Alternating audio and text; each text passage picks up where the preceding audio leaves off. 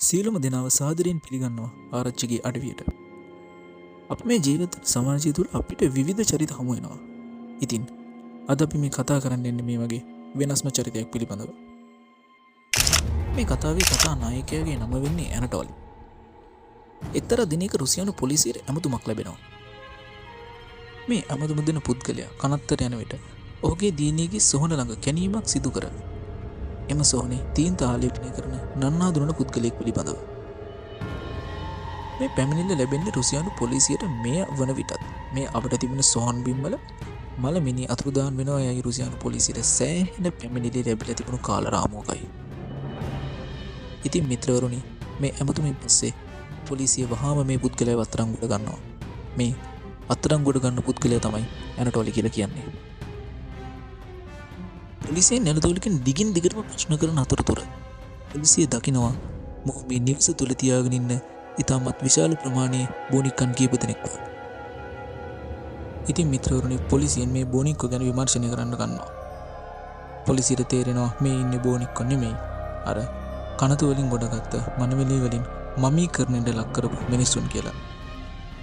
වයස අවුරුදු 5ත් අවුරුදු 29ත් අතර වයස පරාසයන්ගෙන් නැති මැරුණු ගැහැණු ළමයි මේ ආකාරයට ඇනටෝලි විසින් මමීකරණයට ලක් කරලා තියෙනවා. මේ ඔයාලට මේ පේන්නේ ඇනටෝලි විසින් මමීකරණයට පත් කරපු එහෙම නැත්නම් අර බෝනික්කු වගේ හදපු ඡායාරූප කීපයක්.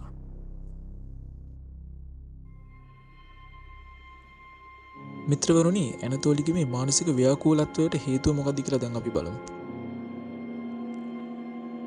ඇනතෝලි කුඩා කාලයේදී ඔහු පාසල් ගොස් නිවසට පැමිණෙන අවස්ථාවකදී ඇනතෝලිගේ අසල් වැසියෙකු විසින් ඔහුගේ මැරුණු දුවව ඇනතෝලි ලවා සිපි බැඳ ගැනීමට අවස්ථාව සලසලා තිබෙනවා. මෙය බලහත්කාරකමින් සිදු කරන ලද ක්‍රියාවක්. එම සිදුවීමේ බලපෑමක් ලෙස ඇනතෝලිට හිම මානසික ව්‍යාකූල තත්ත්වය බලපාලා තියෙනවා. ඒ මොහොතේදී ඇති වූ ආසාව නිසා කාලයගේ ඇවෑමෙන් මේ වගේ මලමිනි මමීකරණයට ලක් කර තමා ආදරය බෙදා ගැනීමට උත්සාහ කරලා තියෙනවා. පොලිසිය විසින් මොහු අධිකරණයට ඉදිරිපත් කරන පසුව මොහුව අධිකරණය මගින් මනෝ චිකිත්සක ඇගීමකට ලක් කරනවා. මේ මගින් මොහු මානසික ව්‍යාකූල ස්වරූපයක් ඇති බවට ඔප්පු වෙනවා.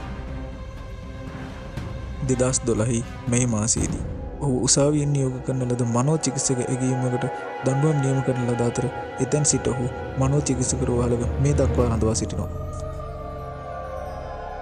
ඉතින් මිත්‍රවරුනි, මෙම නඩුව නවීන අධිකරණ වෛද්‍ය විද්‍යාවේ සුවිශේෂී හා අසමසම අවස්ථාවක් ලෙස හැඳින්වෙන නඩුවක් බවට පත් වෙනවා.